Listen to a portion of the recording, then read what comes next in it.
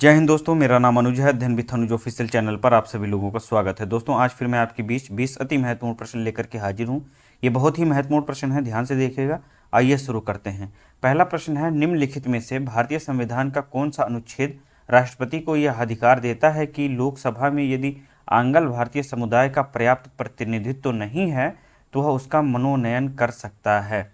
आपको बताना है कि लोकसभा में आंग्ल भारतीय समुदाय का पर्याप्त प्रतिनिधित्व न होने पर राष्ट्रपति द्वारा जो मनोनयन किया जाता है उसका प्रावधान किस अनुच्छेद, भारतीय संविधान के किस अनुच्छेद के अंतर्गत किया गया है। दोस्तों, ऑप्शन आपका बी वाला सही होगा। ऑप्शन बी, अनुच्छेद 331। अनुच्छेद 331 में यह प्रावधान है कि मान लीजिए आंग्ल भारतीय समुदाय का पर्याप्त प्रतिनिधित्व नहीं है लोकसभा में, तो राष्ट्रपति उसका मनोनयन जो है कर सकता है। अनुच्छेद 330 में लोकसभा में अनुसूचित जनजाति और अनुसूचित जाति और अनुसूचित जनजातियों के लिए आरक्षण का प्रावधान है। लोकसभा में एससी एसटीज के लिए आरक्षण का प्रावधान अनुच्छेद 330 के अंतर्गत किया गया है। और अनुच्छेद 332 में विधानसभा में एससी एसटीज के लिए आरक्षण का प्रावधान 332 के अंतर्गत किया गया है। अनुच्छेद 333 में दोस्तों आंग्ल भारतीय समुदाय के लोगों के लिए विधानसभाओं में मनोनयन की बात कही गई है। विधानसभा में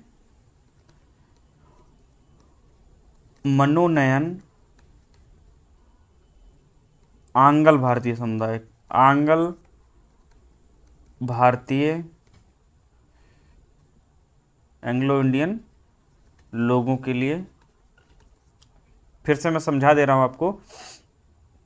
अनुच्छेद 331 कहता है कि यदि लोकसभा में आंग्ल भारतीय समुदाय का पर्याप्त प्रतिनिधित्व नहीं है तो उनका मनोनयन राष्ट्रपति द्वारा किया जाएगा। अनुच्छेद 330 में लोकसभा में एससी एसटीज के लिए आरक्षण का प्रावधान है। अनुच्छेद 332 में विधानसभा में एससी एसटीज के लिए आरक्षण का प्रावधान है। अनुच्छेद 333 में विधानसभा में मनोनयन का प्रावधान है, जो कि आंग्ल भारतीय समुदाय के लिए होगा। दूसरा प्रश्न है, चुंबकीय फ्लक्स का स्थायी मात्रक कौन सा है।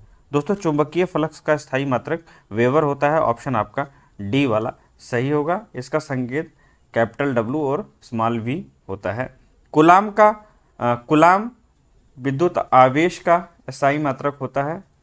विद्युत आवेश का स्थायी मात्रक होता है। वोल्ट विभवांतर का स्थायी मात्रक होता है। और हेनरी प्रेरक का स्थायी मात्रक होता है। विद्युत आवेश का कुलाम, विभवांतर का वोल्ट, प्रेरक का हेनरी और चुंबकीय फ्लक्स का वेबर। नेक्स्ट क्वेश्चन देखते हैं। तीसरा प्रश्न है, माइक्रोमीटर के आविष्कारक कौन थे। दोस्तों, माइक्रोमीटर के आविष्कारक थे विलियम कोजीन। ऑप्शन आपका ए वाला सही होगा। ये ब्रिटेन के निवासी थे। इन्होंने 1636 में माइक्रोमीटर की खोज की थी। रॉबर्ट वाट ने रडार की खोज की, रडार विकसित किया। ये स्कॉटलैंड के निवासी थे। 1930 में इन्होंने रडार विकसित किया था। हेनरी बेसेमर द्वारा स्टील की खोज की गई थी। ये भी ब्रिटेन के ही थे। 1855 में। जगदीश चंद्र बोस या जेसी बोस को जान रहे हैं, इन्होंने क्रेस्कोग्राफ विकसित किया था। क्रेस्कोग्राफ विकसित किया था। ये भारतीय हैं। 1928 में। माइक्रोमीटर विलियम कोजीन द्वारा विकसित किया गया। रॉबर्ट वाट के द्वारा रडार विकसित किया गया। हेनरी बेसेमर द्वारा स्टील और जगदीश चंद्र बोस द्वारा क्रेस्कोग्राफ। चौथा प्रश्न है, निम्नलिखित में से किस देश की संसद का नाम ड्यूमा है। दोस्तों, ड्यूमा रूस की संसद का नाम है। ऑप्शन आपका ए वाला सही होगा। रूस की राजधानी है मॉस्को या मास्को जो है, याद रखिएगा। और इसकी जो मुद्रा है दोस्तों वो रूबल है। ड्यूमा हो गई संसद, मुद्रा रूबल और मॉस्को राजधानी। स्पेन की राजधानी मैड्रिड है और इसकी जो संसद है, संसद का नाम है कोर्टेस और मुद्रा पेसेटा है। पोलैंड की राजधानी वार्सा, संसद है सोजिम और मुद्रा दोस्तों इसकी होगी जलोती। फिर से एक बार मैं समझा दे रहा हूं। रूस की संसद का नाम ड्यूमा है, इसकी राजधानी मॉस्को, इसकी जो करेंसी है रूबल है। स्पेन की राजधानी मैड्रिड और संसद कोर्टेस और मुद्रा पेसेटा। पोलैंड की राजधानी वार्सा, संसद सोजिम और मुद्रा जलोती है। पांचवा प्रश्न है, निम्नलिखित में से कौन रोजेसी कुल से संबंधित है? रोजेसी कुल का कुल के जो है फल कौन से हैं? तो रोजेसी में दोस्तों स्ट्रॉबेरी, सेब, बादाम और नाशपाती, ये सभी रोजेसी कुल के फल हैं। ऑप्शन आपका सी वाला सही होगा। मूली, सलजम, सरसों क्रूसीफेरा कुल में आते हैं।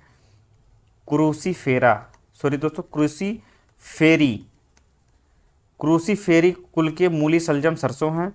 कपास, भिंडी, गुड़हल मालवेसी कुल के हैं। मालवेसी कुल के। स्ट्रॉबेरी, सेब, बादाम, नाशपाती रोजेसी कुल के हैं। ऑप्शन आपका सी वाला सही होगा। ऑप्शन डी जो है नींबू, चकोतरा, संतरा, बेल और मौसमी, ये सब रूटेसी कुल के हैं। रूटेसी, इनको आप लोग लिख लीजिए और याद कर लीजिएगा। मूली, सलजम, सरसों क्रूसीफेरा, कपास, भिंडी, गुड़हल मालवेसी, स्ट्रॉबेरी, सेब, बादाम रोजेसी, नींबू, चकोतरा, संतरा, बेल, मौसमी रूटेसी। छठवां प्रश्न है, फल भित्ति और बीजांडाशन किस फल के खाने वाले भाग हैं? तो दोस्तों यह ऑप्शन बी वाला सही होगा, अमरूद के खाने वाले भाग हैं। अमरूद के खाने वाले भाग जो होता है वो फल भित्ति और बीजांडाशन होता है। इसके अतिरिक्त इसी में आपके अंगूर शामिल होते हैं। अंगूर, टमाटर, इन सब के जो खाने वाले भाग होते हैं उनको हम लोग फल भित्ति और बीजांडाशन कहते हैं। एग्जाम्स में प्रश्न पूछा जाएगा फल को लेकर के, किसी भी तरह की फल को दे दिया जाएगा, उसमें पूछा जाएगा इसका खाने वाला भाग कौन सा है। तो आपको यदि अमरूद, अंगूर और टमाटर देता है तो उसका खाने वाला भाग फल भित्ति और बीजांडाशन होता है। सेब का खाने वाला भाग जो होता है वो पुष्पाशन होता है। और इसमें नाशपाती दोस्तों, नाशपाती जो होता है उसका भी पुष्पासन ही खाने वाला भाग होता है। नारियल का खाने वाला भाग भ्रूणपोष होता है और लीची का एरिल, यह जो है मांसल जिसे कहते हैं। फिर से मैं समझा दे रहा हूँ, सेब और नाशपाती का खाने वाला भाग आपका पुष्पासन होगा।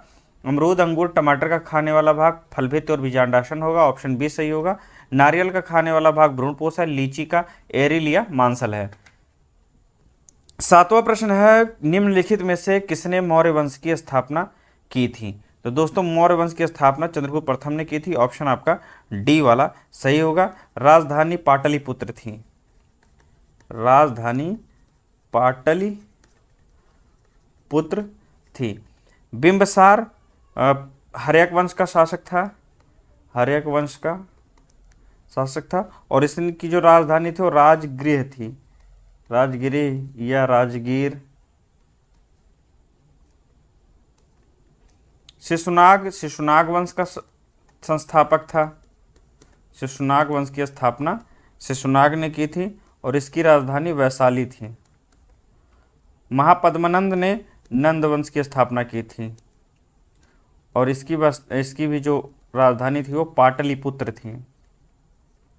मौर्य वंश के संस्थापक चंद्रगुप्त थे। ऑप्शन डी वाला सही होगा। इनकी राजधानी पाटलिपुत्र थी। महापद्मनंद नंद वंश का संस्थापक था, इसकी राजधानी पाटलिपुत्र थी। शिशुनाग वंश का संस्थापक था, इसकी राजधानी वैशाली थी। और बिंबिसार ने हर्यक वंश की स्थापना की थी और इसकी राजधानी राजगिरी या राजगीर थी। 8वां प्रश्न है निम्नलिखित में से किस युद्ध में पृथ्वीराज चौहान ने मोहम्मद गौरी को पराजित किया था? तो पृथ्वीराज चौहान ने मोहम्मद गौरी को तराइन के प्रथम युद्ध 1191 ईस्वी में पराजित किया था। ऑप्शन आपका ए वाला सही होगा। तराइन का जो द्वितीय युद्ध होता है, दूसरा युद्ध होता है जो, यह 1192 ईस्वी में होता है और इसमें क्या होता है कि मोहम्मद गौरी पृथ्वीराज चौहान को पराजित कर देता है। तो याद रखिएगा इसको भी। पानीपत का जो पहला युद्ध है दोस्तों, पानीपत का पहला युद्ध होता है 1526 ईस्वी में। 1526 ईस्वी में बाबर और इब्राहिम लोदी के मध्य, होता है और इसी में इब्राहिम लोदी पराजित हो जाता है और मुगल वंश की स्थापना बाबर करता है। पानीपत का जो दूसरा युद्ध होता है, पानीपत का द्वितीय युद्ध होता है 1556 ईस्वी में अकबर और हेमू के मध्य। अकबर हेमू और हेमू इसमें पराजित हो जाता है। और जो पानीपत का तृतीय युद्ध होता है, पानीपत का तीसरा युद्ध जो होता है, आप लोगों ने मूवी देखी हुई संजय दत्त की आई थी, तो उसमें अहमद शाह अब्दाली और मराठों के मध्य होता है। इसमें अहमद शाह अब्दाली विजयी होता है और पानीपत का तृतीय युद्ध जो होगा वो 1761 में होगा। खानवा के बारे में, चंदावर के बारे में पहले बता देता हूँ। चंदावर के युद्ध 1194 ईस्वी में होता है मोहम्मद गौरी और जयचंद के बीच, और मोहम्मद गौरी इसमें विजयी हो जाता है। खानवा का युद्ध बाबर और राणा सांगा के मध्य होता है। 1527 में होता है और इसमें भी बाबर जो है विजयी हो जाता है। नेक्स्ट क्वेश्चन देखते हैं। निम्नलिखित में से कौन सा सचिंद्रनाथ सान्याल द्वारा लिखित है? दोस्तों सचिंद्रनाथ सान्याल द्वारा लिखित इसमें से द रिवोल्यूशनरी है। ऑप्शन आपका सी वाला सही होगा। संवाद कौमुदी राजा राम मोहन राय जी द्वारा है। राजा राम मोहन राय ने लिखा है। सोम प्रकाश ईश्वरचंद विद्यासागर और नील दर्पण दीनबंधु मित्र। संवाद कौमुदी राजा राम मोहन राय द्वारा, सोम प्रकाश ईश्वरचंद विद्यासागर द्वारा, द रिवोल्यूशनरी सचिंद्रनाथ सान्याल द्वारा और नील दर्पण दीनबंधु मित्र द्वारा लिखा गया है। 10वां प्रश्न है the servant of India society की स्थापना किसने की थी? सर्वेंट ऑफ इंडिया सोसाइटी की स्थापना गोपाल कृष्ण गोखले ने 1905 में की थी। राजा राम मोहन राय द्वारा आत्मीय सभा का, कई जो है इन लोगों ने संस्थाओं की स्थापना की है, कई तरह की सोसाइटीज़ बनाई है, जो कि मैं हर बार प्रश्न जब मैं डालता हूँ, प्रश्न ऑप्शन देता हूँ, तो उसमें अलग अलग तरीके से मैं सोचता हूँ कि सारी जानकारियाँ मिले और एक ही प्रश्न में सब चीज़ें सेट करना संभव नहीं है। तो आप लोग लगातार जो है देखते जाइएगा। तो आत्मीय सभा की, जैसे आप कोई कह दे कि हाँ इन्होंने ब्रह्म समाज की भी स्थापना की थी राजा राम मोहन राय ने, तो मैं बताते चलता हूँ, इसमें आपको मैं बता रहा हूँ आत्मीय सभा के बारे में। तो आत्मीय सभा की जो स्थापना है वह 1815 में की गई थी राजा राम मोहन राय द्वारा। देवेंद्रनाथ ठाकुर ने 1839 में तत्वबोधिनी सभा की स्थापना की थी। तत्वबोधिनी सभा की स्थापना 1839 में देवेंद्रनाथ ठाकुर द्वारा की गई थी। और रमाबाई ने शारदा सदन की स्थापना की थी 1889 में। राजा राम मोहन राय द्वारा 1815 में आत्मीय सभा की स्थापना की गई। देवेंद्रनाथ ठाकुर द्वारा 1839 में तत्वबोधिनी सभा की स्थापना की गई। रमाबाई द्वारा शारदा सदन 1889 में। गोपाल कृष्ण गोखले द्वारा 1905 में सर्वेंट ऑफ इंडिया सोसाइटी की स्थापना की गई। ऑप्शन डी वाला सही होगा। 11वां प्रश्न है जिंक सल्फाइड का रासायनिक सूत्र क्या है? जिंक सल्फाइड का रासायनिक सूत्र होता है ZnS। ऑप्शन आपका ए वाला सही होगा। HgO मर्क्यूरिक ऑक्साइड का है। मर्क्यूरिक ऑक्साइड का HgO है। HgCl2 है मर्क्यूरिक क्लोराइड का। मर्क्यूरिक क्लोराइड का। और ZnCl2 है जिंक क्लोराइड का। जिंक क्लोराइड का। जेडएनएस है, जिंक सल्फाइड का HgO है, मर्क्यूरिक ऑक्साइड का HgCl2 है, मर्क्यूरिक क्लोराइड का ZnCl2 है, जिंक क्लोराइड का। पीतल किसकी मिश्र धातु है? पीतल दोस्तों तांबा और जस्ता की मिश्र धातु होती है। ऑप्शन ए वाला सही होगा। तांबा को हम लोग क्या कहते हैं? कॉपर कहते हैं, और कॉपर की मात्रा 70% होती है। इसमें जिंक मिला दिया जाता है जो जस्ता कहलाता है, जो कि कितना होता है? 30% होता है। इस तरह से पीतल का निर्माण होता है। ऑप्शन आपका ए वाला सही होगा। यदि तांबा और टिन अर्थात कॉपर और टिन को मिला दिया जाए, जिसे हम हिंदी में रांगा भी कहते हैं, तो ये बन जाता है आपका ब्रॉन्ज या कांसा। ब्रॉन्ज या कांसा, ठीक है। तांबा जस्ता निकेल, तांबा जस्ता निकेल, तांबा यदि 60% हो और ये जस्ता 20% हो और निकेल 20% है, तो ये जर्मन सिल्वर बनता है। जर्मन सिल्वर बनता है। और तांबा एल्युमिनियम की जो तांबा में एल्युमिनियम को मिक्स करते हैं, तांबा आपका कॉपर 90% रहता है, एल्युमिनियम 10% मिलाते हैं तो रोल गोल्ड बनता है। आप लोग जानते होंगे कि इससे ये जो है एक सस्ती धातु वो होती है आभूषण के लिए, सस्ते आभूषणों के लिए प्रयोग की जाने वाली धातु है। तो तांबा जस्ता मिला करके पीतल का निर्माण किया जाता है। ऑप्शन आपका ए वाला सही होगा। निम्नलिखित में से किसका रूपांतरण प्याज है? ये तनों के नाम है, तनों के प्रकार हैं, और इनमें किस तने का रूपांतरण होता है तो प्याज का आकार ले लेती है। ऑप्शन आपका सी वाला सही होगा, सल्ककंद। सल्ककंद तने का रूपांतरण होकर के प्याज में परिवर्तित हो जाता है। कंद का रूपांतरण होता है तो आलू होता है। धनकंद का रूपांतरण होता है तो बंडा और केसर बनता है। बंडा और केसर बनता है। सल्ककंद का रूपांतरण प्याज बनता है। प्रकंद का रूपांतरण होता है तो हल्दी और अदरक बनता है। एग्जाम्स में इस तरह से भी प्रश्न पूछा जा सकता है, और प्रश्न इस तरह से भी दे सकता है कि इनमें से जो है तना कौन सा है। जैसे आलू दे देगा, हल्दी दे देगा, अदरक दे देगा, तो ये तने होते हैं। अगर मान लीजिए एग्जाम में आता है तो ध्यान रखिएगा। प्रश्न है जादूगोड़ा स्थित परमाणु ऊर्जा संबंधित संस्थान कौन सा है? जादूगोड़ा में कौन सा परमाणु ऊर्जा से संबंधित संस्थान? ये सभी जितने भी नीचे लिखे हुए हैं परमाणु ऊर्जा से संबंधित संस्थान है। तो इसमें पूछ रहा है कि जादूगोड़ा में कौन सा स्थित है। तो जो भारत यूरेनियम निगम लिमिटेड है, ये जादूगोड़ा में स्थित है। जादूगोड़ा में ये स्थित है। ऑप्शन आपका डी वाला सही होगा। जो परमाणु पदार्थ निदेशालय है, ये हैदराबाद में स्थित है। हैदराबाद में स्थित है। परमाणु पदार्थ निदेशालय हैदराबाद में स्थित है। गुरु जल बोर्ड मुंबई में स्थित है। इसको आप लोग जानते होंगे, कई बार पूछा जा चुका है। और नाभिकीय ईंधन परिसर भी हैदराबाद में ही स्थित है। 15वां प्रश्न है निम्नलिखित में से कौन सा संस्थान जमशेदपुर में स्थित है? दोस्तों जमशेदपुर में स्थित संस्थान जो है राष्ट्रीय धातु विज्ञान प्रयोगशाला है। ऑप्शन आपका डी वाला सही होगा। जमशेदपुर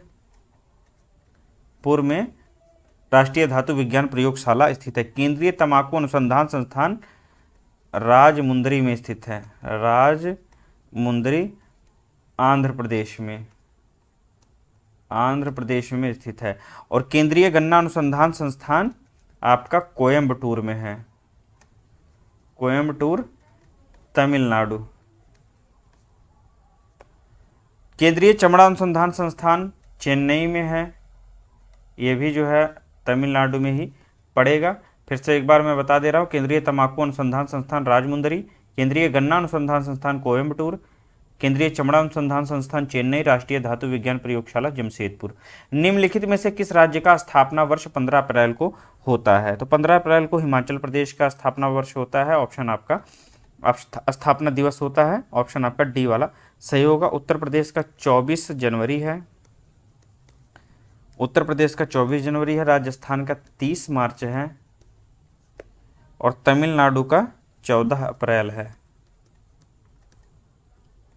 चलिए नेक्स्ट क्वेश्चन देखते हैं। निम्नलिखित में से कौन सी पुस्तक बराक ओबामा द्वारा लिखी गई है? तो बराक ओबामा की लिखी पुस्तक है the audacity of hope. Option आपका डी वाला सही होगा। The city of joy Dominique Lapierre की लिखी पुस्तक है। Dominique Lapierre. माई लाइफ और द रोड अहेड, अहेड लिखी गई है दोस्तों विल क्लिंटन द्वारा, बिल क्लिंटन द्वारा। The longest race Tom Alter की लिखी गई है पुस्तक, टॉम अल्टर की। समझा दे रहा हूं एक बार। The city of joy Dominique Lapierre के द्वारा लिखी गई है। My life the road ahead, ये दो पुस्तकें हैं, विल क्लिंटन ने लिखी हैं। The longest race Tom Alter की है। The audacity of hope Barack Obama ji ने लिखी है। निम्नलिखित में से किस स्थान को संसार का रोटी भंडार कहा जाता है? संसार का रोटी भंडार किस स्थान को संसार के रोटी भंडार की संज्ञा दी गई है? तो जो prairies of north America, prairie मैदान हैं प्रेरी के नॉर्थ अमेरिका में, उत्तरी अमेरिका में, इन्हें संसार का रोटी भंडार कहा जाता है। ऑप्शन आपका दोस्तों डी वाला सही होगा। कनाडा के लिए मैंने अभी एक आध दो वीडियो जो पहले मैंने डाले हैं उसमें मैंने बताया था, तो उसमें लिली का जो देश है वह कनाडा को कहा जाता है। सफ़ेद हाथियों की भूमि, सफ़ेद हाथियों की भूमि थाईलैंड को कहा जाता है। और उत्तर कोरिया को कहते हैं hermit kingdom, hermit kingdom. Canada को लिली का देश, थाईलैंड को सफ़ेद हाथियों की भूमि, नॉर्थ कोरिया को hermit kingdom, prairies of north America को संसार का रोटी भंडार कहा जाता है। 19वां प्रश्न है ट्रोपोफाइट निम्नलिखित में से किस प्रकार के पौधे होते हैं? ट्रोपोफाइट किन्हें कहा जाता है? तो ट्रोपोफाइट जो होते हैं दोस्तों उष्णकटिबंधीय जलवायु वाली घास एवं वनस्पतियां कहलाती हैं। ट्रोपोफाइट ऑप्शन आपका ए वाला सही होगा। दलदली एवं भूमध्य रेखीय उष्ण आर्द्रता वाली जो वनस्पतियां होती हैं उन्हें हम लोग हाइग्रोफाइट कहते हैं,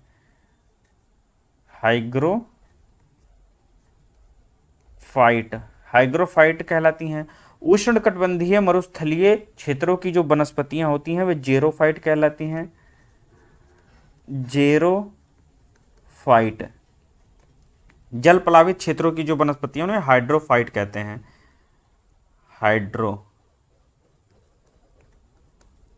हाइड्रोफाइट। ट्रोपोफाइट कौन सी कहलाती हैं? तो उष्णकटिबंधीय जलवायु वाली जो घास एवं वनस्पतियां होती हैं उष्णकटिबंधीय क्षेत्रों में, जो उष्णकटिबंधीय जलवायु वाले क्षेत्र हैं उन्हें ट्रोपोफाइट कहेंगे। और दलदली भूमध्य रेखीय तथा उष्ण आर्द्रता वाली जो वनस्पतियां होंगी उनको हाइग्रोफाइट कहेंगे। उष्णकटिबंधीय मरुस्थलीय क्षेत्रों की जो वनस्पतियां होंगी वे क्या कहलाएंगी? जेरोफाइट कहलाएंगी। और हाइड्रोफाइट जल प्लावित क्षेत्रों की वनस्पतियां कहलाती हैं। 20वां प्रश्न है निम्नलिखित में से कौन सा नगर जहाज निर्माण के लिए प्रसिद्ध है? तो जहाज निर्माण के लिए बेलफास्ट प्रसिद्ध है। ऑप्शन आपका ए वाला सही होगा। बेलफास्ट आयरलैंड में स्थित है, आयरलैंड में। डेट्रॉयट को जान रहे होंगे आप लोग, ऑटोमोबाइल के लिए प्रसिद्ध है, ऑटोमोबाइल के लिए। और हवाना सिगार के लिए प्रसिद्ध है, ये क्यूबा की राजधानी भी है। तो दोस्तों इन 20 प्रश्नों को आप पढ़ लीजिएगा, क्योंकि जो प्रत्येक प्रश्न के साथ ऑप्शंस को मैंने डिटेल्ड में डिस्कस किया है ये आपके एग्जाम्स में पूछे जा सकते हैं। बहुत ही महत्वपूर्ण प्रश्न इसमें मैंने शामिल किए हैं।